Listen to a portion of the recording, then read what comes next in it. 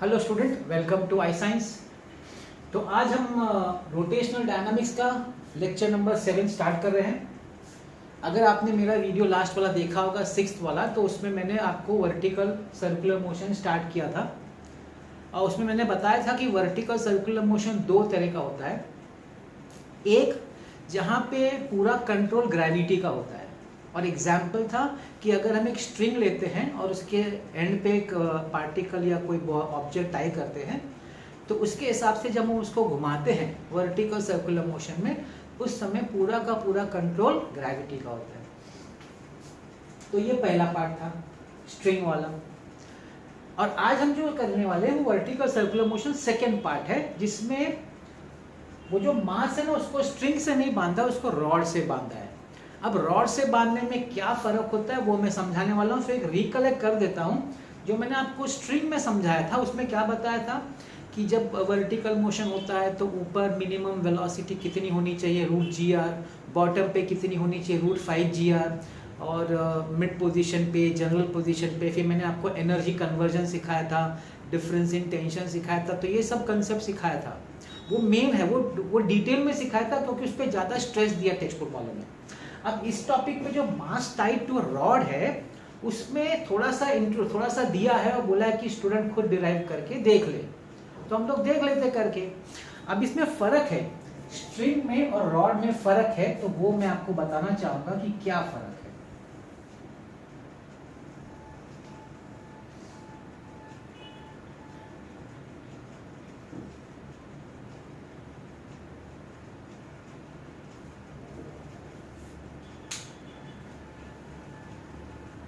अभी स्ट्रिंग में जो था कि स्ट्रिंग में नेसेसरी जो टॉप पे जब हम लोग जाते हैं बॉडी को, तो आप जानते हैं कि बॉडी गिरनी नहीं चाहिए, मतलब स्ट्रिंग स्लैक नहीं होना चाहिए। तो अगर स्ट्रिंग को स्लैक नहीं होने का है तो इसके लिए जरूरी था कि वहां पे टॉप पोजीशन पे स्ट्रिंग को एक मिनिमम वेलोसिटी होनी चाहिए।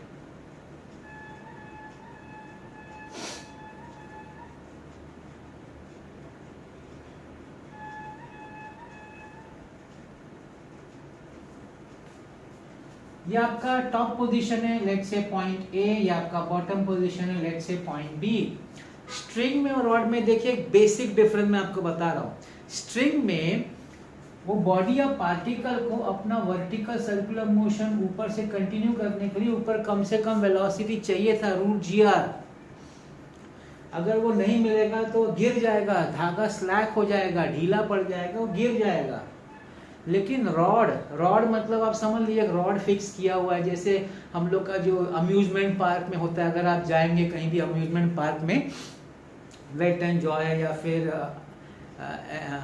वो और भी जितने भी अम्यूजमेंट पार्क है, इमेजिका है, वहाँ पे रॉड होता है।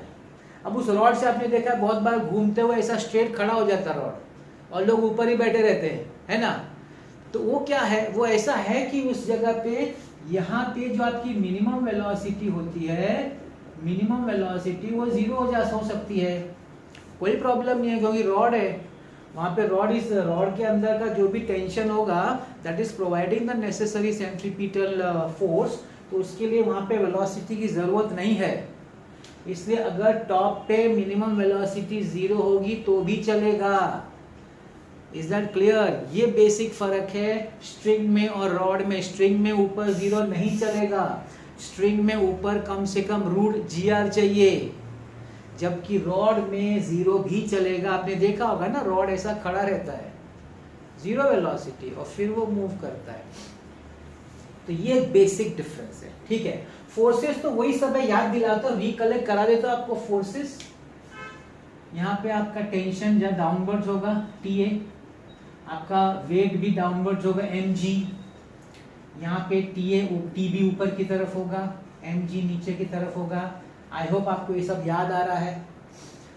ओके, यहाँ पे आप याद करिए, potential energy 0, kinetic energy ½mvb²। यहाँ पे बताइए काइनेटिक एनर्जी कितना होगा, 0 होगा ना, क्योंकि वेलोसिटी 0 है। पोटेंशियल एनर्जी कितना होगा, याद बताइए, मैंने बताया था mg। हाइट कितना है, रेडियस प्लस रेडियस, ये आपका सेंटर है तो ऊपर रेडियस और नीचे रेडियस, मिला के 2 टाइम्स रेडियस हो जाएगा तो 2r हो जाएगा, जिसको हम लोग लिखते थे 2mgr। तो ये आपका है टॉप पोजीशन का kinetic energy, potential energy, kinetic. ये सब आपको पहले से अगर मालूम है, मतलब लिख के रखेंगे ना अपने समझने के लिए, तो करना आसान हो जाता है। चलिए अब हम अपना इक्वेशन लिखना शुरू करते हैं। अगर मैं टॉप पोजीशन की बात करूं, एट पॉइंट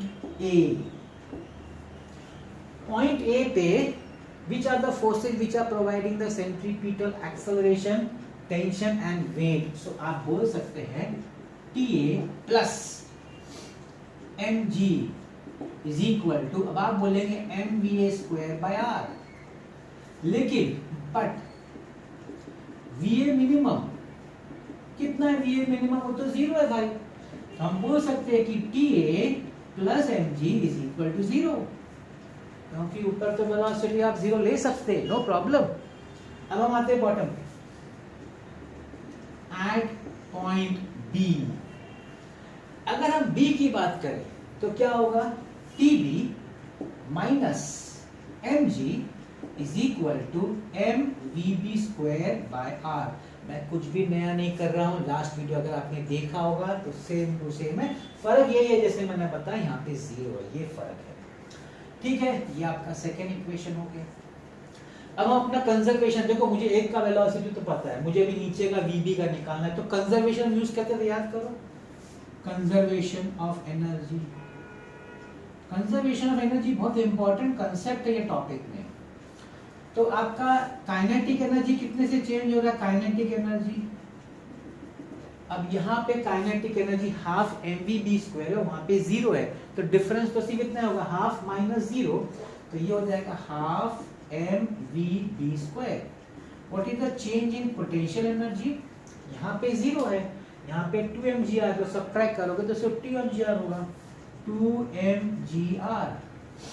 तो हम इन दोनों को इक्वेट कर सकते हैं, तो we have half mvb square is equal to 2mgr, m और m कर लिया, vb square is equal to 4gr, तो vb minimum is equal to 2 root gr। चाहिए तो पहले मैं रूट को 4 के अंदर लिख देता हूँ, 4gr ऐसे भी याद रखते हैं, आप ऐसे भी याद रखिए या फिर ऐसे याद रखिए। हम लोग VB मिनिमम यहीं से लिख सकते थे, क्यों पता है लिख सकते थे, यहीं से शुरुआत कर सकते थे।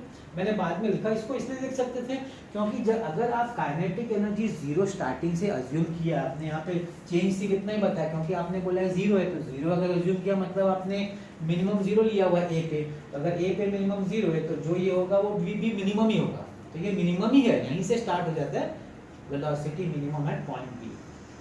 तो I have got you the 2 points, आपका एक ये वेलोसिटी और ये वेलोसिटी। एक और चीज था याद करें, इसमें डिफरेंस इन टेंशन है कि नहीं? Difference in tension, let's see that. अब डेफिनेट टेंशन यहाँ ज्यादा होगा, वेलोसिटी ज्यादा है, तो TB माइनस TA। ना TB कहाँ पे है? TB यहाँ पे, TA यहाँ पे, इसको हम इससे माइनस करें तो TB minus TA minus mg, left hand side में लिख रहा हूँ माइनस mg, माइनस क्योंकि ये भी माइनस होगा, minus mg is equal to, अब राइट हैंड साइड में माइनस होगा तो सिर्फ v है, ये तो कुछ है ही नहीं, तो you will have mvb square by r, है कि नहीं? So TB minus TA minus 2mg is equal to m by r। now what is my vb square? vb square is 4gr,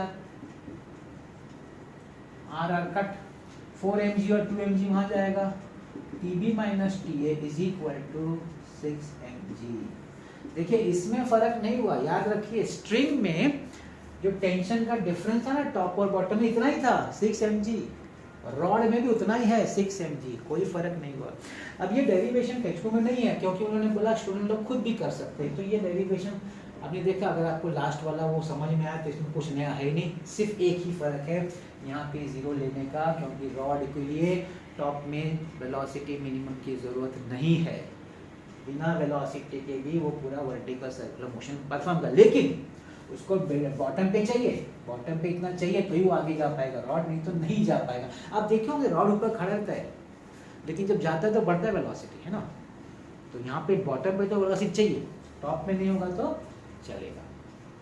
तो ये आपका सेकंड पॉइंट था, part था mass tied to a rod.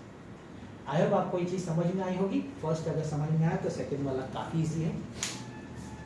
अभी इसके एक दो एप्लीकेशन देख लेते हैं वर्टिकल सर्कुलर मोशन के भी। यहाँ पे एक है sphere of death. Sphere of death पता नहीं आपने देखा है कि नहीं, पिक्चर में भी दिखाया है, यूट्यूब में आप वीडियोस में भी देख सकते हैं।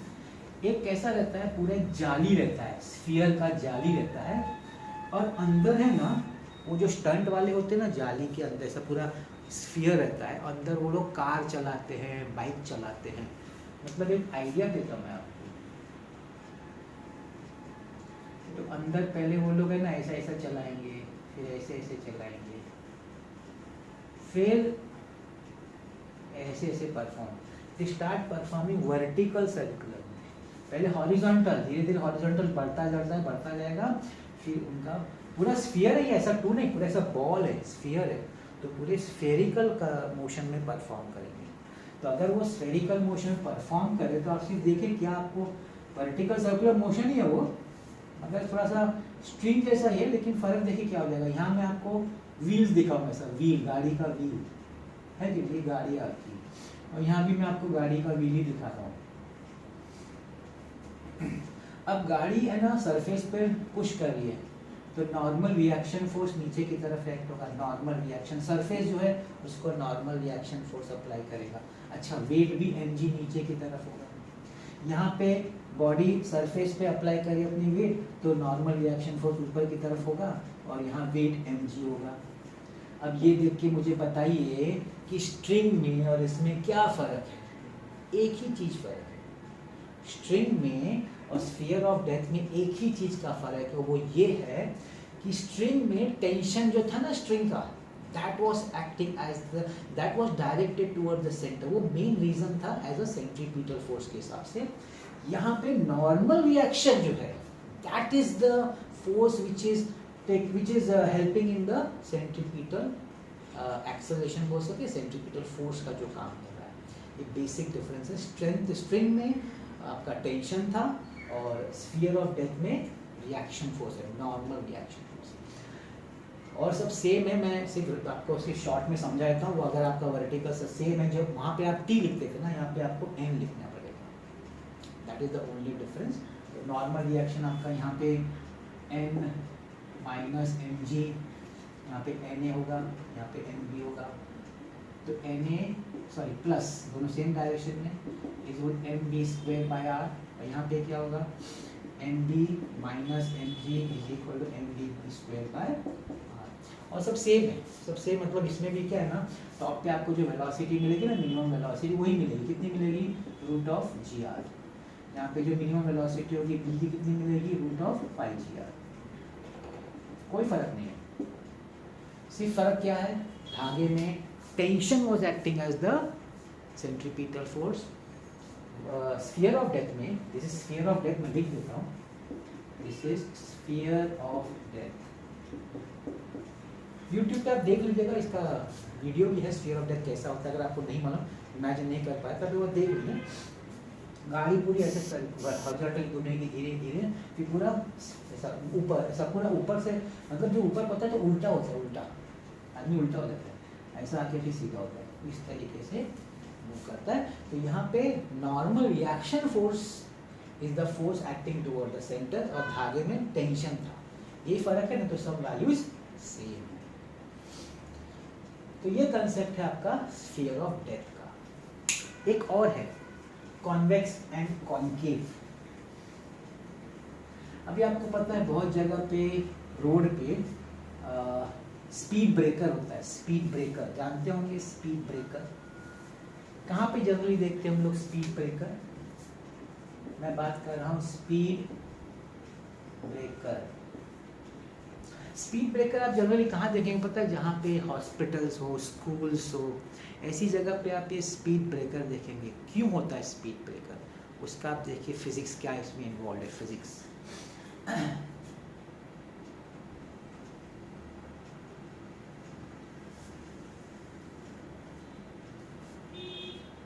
देख के याद आ रहा है कि आपको अम्यूजमेंट पार्क में ये आपका कुछ है ना, रोलर कोस्टर जैसा है, something like a roller coaster, है कि नहीं? तो एक व्हीकल है, ये शेप हम बोलेंगे कॉन्वेक्स है और ये शेप को हम बोलेंगे कॉनकेव। तो आप समझते हैं ना, आपने कॉन्वेक्स कॉनकेव मिरर किया है, लेंसेज किया है फिजिक्स में 11th में 10th में, तो ये तो आप समझते हैं। हमारा जो स्पीड ब्रेकर है ना वो ये है, और कॉन्वेक्स शेप पे अगर बॉडी जा रही तो क्या होता है देखिए, अब ये बॉडी है, इसका मास m है, मास इसका m है, अभी इसका वेट नीचे की तरफ है कि नहीं, mg। अभी ये पुश कर रही है सरफेस को, तो सरफेस उसको नॉर्मल रिएक्शन देगा m ऊपर की तरफ। यहाँ पे सेम चीज, वेट mg नीचे की तरफ, नॉर्मल रिएक्शन ऊपर की तरफ, कोई फर्क नहीं, फिर भी फर्क है, वो देखिए क्या फर्क है। यहाँ पे इस कर्व सरफेस का सेंटर इधर है और कॉन्केव का सेंटर इस तरफ ऊपर की तरफ है, नीचे की तरफ है। तो यहाँ पे जब आप रिएक्शन लिखेंगे तो यहाँ का रिएक्शन आप कैसे लिखेंगे, mg minus m is equal to mv square by r, जबकि यहाँ पे ऊपर की तरफ है इसका सेंटर, तो n माइनस mg हो जाएगा। यहाँ पे आपका होगा n minus mg is equal to mv square by r। ये फर्क देखना यहाँ, क्योंकि जो सेंट्रीपिटल सेंटर की तरफ होता है उसकी वजह से ही होगा ना सर्कुलर मोशन, तो वो force minus the opposite force होगा। तो यहाँ पे सेंटर की तरफ n है तो n माइनस mg, यहाँ पे सेंटर की तरफ mg है तो mg माइनस m। ये आपको बेसिक फर्क समझना है। आगे mg minus mv square by r is equal to m को मैं लिख सकता हूँ m g minus v square by r। ये नॉर्मल रिएक्शन का फॉर्मूला आ गया। इधर n is equal to mg plus mv square by r, n is equal to m g plus v square by r। फर्क देख रहे हैं ना, यहाँ माइनस है वहाँ प्लस है, वो इसकी वजह से। आगे अब इस इक्वेशन को ध्यान से देखिए। अब स्पीड ब्रेकर को इमेजिन करिए। देखिए फिजिक्स में मजा का बात है, पता है जब आप इमेजिनेशन पे जाते हैं, अगर जो चीज़ हो रहा है आप समझे, आप ही उधर है, आप ही स्पीड ब्रेकर, आप गाड़ी चला रहे हो, स्पीड ब्रेकर पहुंचे यहाँ पे। अब यहाँ पे अगर आपकी वेलोसिटी बढ़ती है तो ये नेगेटिव क्वांटिटी, अगर नेगेटिव क्वांटिटी बढ़ती है तो ये वैल्यू घटना चाहिए, सिंपल।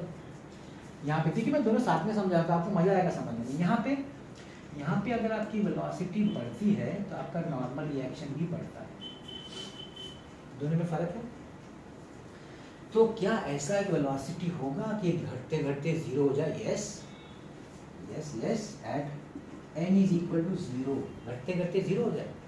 अब जैसे ये जीरो हुआ, क्या हो जाएगा आपका, mg minus mv square by r is equal to zero, mg is equal to mv square by r, mm cut, v is equal to root gr।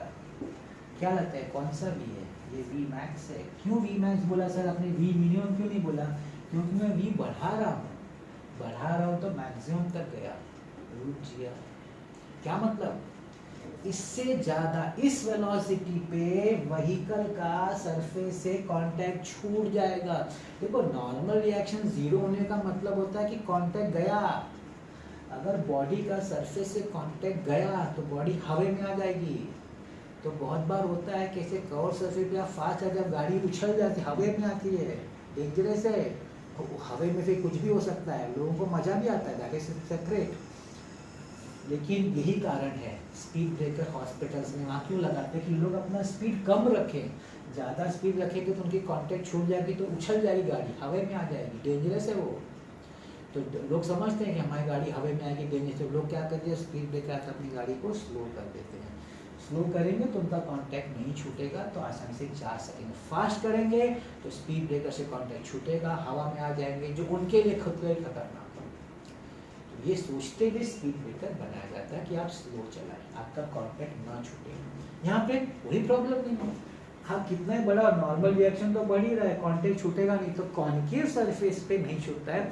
अब आप इमेजिन करो रोलर कोस्टर में आप हैं, हाँ रोलर कोस्टर मस्त ऊपर से आप नीचे से जा रहे हैं, जो ऊपर से जा रहे तो आप फील करो क्या होता है, नीचे जाते क्या फील होता है। आपका ऊपर पे ना नॉर्मल रिएक्शन घट रहा है, आप नीचे जाते तो नॉर्मल रिएक्शन बढ़ता है, तो आपको बॉडी में फील होता है वो नॉर्मल रिएक्शन जो होता है ना फील होता है।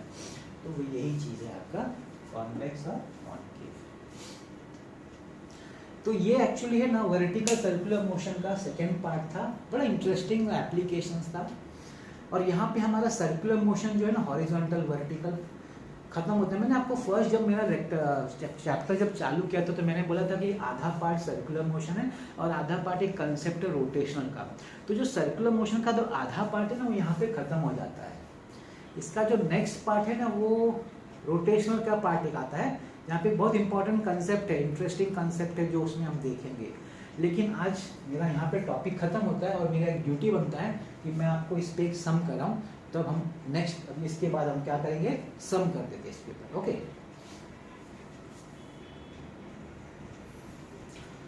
सो लेट्स सी दिस सम। ये सम देखते हैं हम लोग, आपका टेक्स्ट बुक का सम है, अनसॉल्व्ड एग्जांपल है, टेक्स्ट बुक का लेक्चर टेक्स्ट चैप्टर के पीछे का क्वेश्चन पढ़ना आपके सामने। मोटरसाइकिलिस्ट, उसको एक पार्टिकल समझने का, is undergoing vertical circles inside a sphere of depth. The speed of the motorcycle varies between 6 meter per second and 10 meter per second. So calculate diameter of the sphere and minimum values for these two speeds. अभी क्या हम लोग गलती कर सकते हैं, misunderstanding. अभी 6 और 10 है, दो स्पीड है। वेरीज, देखो वेरीज का मतलब क्या कि 6 पूरे मोशन में कम से कम स्पीड 6 है और पूरे मोशन में ज़्यादा से ज़्यादा स्पीड 10 है, तो कम से कम स्पीड ऊपर होगी और ज़्यादा से ज़्यादा स्पीड नीचे होगी। सिंपल, और जगह तो उसके बीच की होगी। इसका मतलब है ये स्पीड ऊपर होनी चाहिए 6 मीटर पर सेकेंड, वो इधर, और यहाँ पे 10 मीटर पर सेकेंड होनी चाहिए। मतलब speed at A is equal to 6 metre per second, speed at B is equal to 10 metre per second. अब इसमें एक और गलती करेंगे। क्या गलती करेंगे, हमको लगेगा कि ये जो दिया है वो मिनिमम स्पीड है। नहीं, देखो मिनिमम स्पीड जो होता है वो पूछा है उन्होंने। आपको क्या लगेगा कि सर ऊपर वो जो मिनिमम स्पीड आपने डिराइव किया था ना बी मिनिमम, वो है क्या? नहीं, वो नहीं है। मिनिमम तो चाहिए कम से कम, आप उससे ज़्यादा रख सकते हैं, तो मिनिमम से ज़्यादा है ये, मिनिमम से ज़्यादा है, फिर भी वो जो होगा इससे कम ही होगा, मेरा ये कहना है। ये दोनों जो है मिनिमम से ज़्यादा है, लेकिन मिनिमम से ज़्यादा होने के बावजूद ऊपर का स्पीड हमेशा नीचे से कम ही रहेगा, ये समझना आपको। क्योंकि उन्होंने कहीं नहीं बोला है कि ये मिनिमम स्पीड है, उन्होंने सिर्फ बोला है वेरी करता है। वेरी करता है मतलब डेफिनेटली ऊपर कम होगा, नीचे ज़्यादा ही होगा। ये तो कंसेप्ट है, मिनिमम हो कि ना हो, मिनिमम से ज़्यादा होगा तो भी ये कम ही होगा और ये ज़्यादा ही रहेगा। तो ये चीज़ आप पहले समझ लीजिए, क्लियर।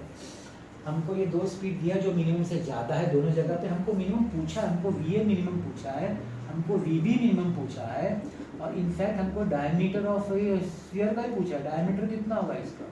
ये तीन चीज़ पूछा है। तो भाई सबसे बेस्ट अपना कंजर्वेशन है, चालू उसी से करने का, कंजर्वेशन ऑफ एनर्जी। तो delta kinetic energy, what is change in kinetic energy, half m v B square minus v A square. कुछ बताने की जरूरत नहीं, काफ़ी बार हो चुका अपना। Change in potential energy 2 mgr, मैं डायरेक्टली 2 लिख दिया क्योंकि mg और हाइट जो है वो 2 टाइम्स रेडियस है, दोनों इक्वल होना चाहिए। Half m v B square minus v A square is equal to 2 mgr। M cut गया, मेरा 2 वहाँ ले जाऊंगा, ये हो जाएगा 10 square minus 6 square is equal to 4gr। 10 square 100 माइनस 36 upon 4g is equal to r, जुड़ जाएगा 64 अपॉन, टेक्स्ट बुक वालों ने g का 10 लेने को बोला है पहले से ही, 16 जा तो r is equal to 1.6 metre. Radius में लिया था, डायमीटर निकाल सकते हैं, diameter is equal 2 times radius, 2 into 1.6, the answer is 3.2 metre. पहला वैल्यू आ गया भाई, डायमीटर ऑफ स्फीयर। अब दूसरे में तो कुछ है ही नहीं, डायरेक्ट फॉर्मूला है। What the formula for v minimum, root of g r, root of 10 into r is 1.6, this is root of 16 is 4 metre per second. ये मिनिमम वैल्यू है, और 6 जो है उससे ज़्यादा है, ये कम से कम होना चाहिए, इससे कम नहीं होना चाहिए, उससे ज़्यादा चलेगा। बी मिनिमम, का फॉर्मूला क्या है, root of 5GR, root of 5 into 10 into 1.6, root of 5 into 16 का 4 है, 4 रूट 5। ये आंसर है आपके टेक्स्ट बुक का। इजी था, है ना। देखिए इसमें सबसे इम्पोर्टेंट भाई ये है, मैं तो मानता हूँ इस टॉपिक वर्टिकल सर्कुलर मोशन में इसके बिना चले काम नहीं है। कंजर्वेशन ऑफ एनर्जी का सबसे इम्पोर्टेंट रोल है वर्टिकल सर्कुलर मोशन। ये बड़ा इंपॉर्टेंट चीज है, अगर ये जिसको समझ गया उसको वर्टिकल सर्कुलर मोशन क्लियर हो जाएगा। तो इस तरीके से मैंने आपका वर्टिकल सर्कुलर मोशन आज खत्म किया, चैप्टर का आधा पार्ट भी खत्म कर दिया। अब नेक्स्ट टॉपिक, नेक्स्ट वीडियो से हमारा एक नया कंसेप्ट चालू होगा। आपने सुना होगा, मैं बता देता हूँ, मोमेंट ऑफ इनर्शिया बोलते हैं। आप पूरा फिर नेक्स्ट पूरा चैप्टर, रिमेनिंग पूरा चैप्टर उसी कंसेप्ट पे है। बड़ा मज़ेदार है, मज़ा आएगा फिजिक्स में। फिजिक्स एक्चुअली इंटरेस्टिंग है अगर आप उसको फील करना शुरू करें।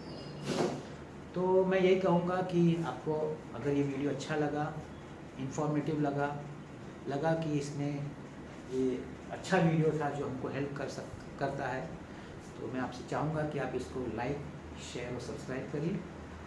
Thank you for watching this video.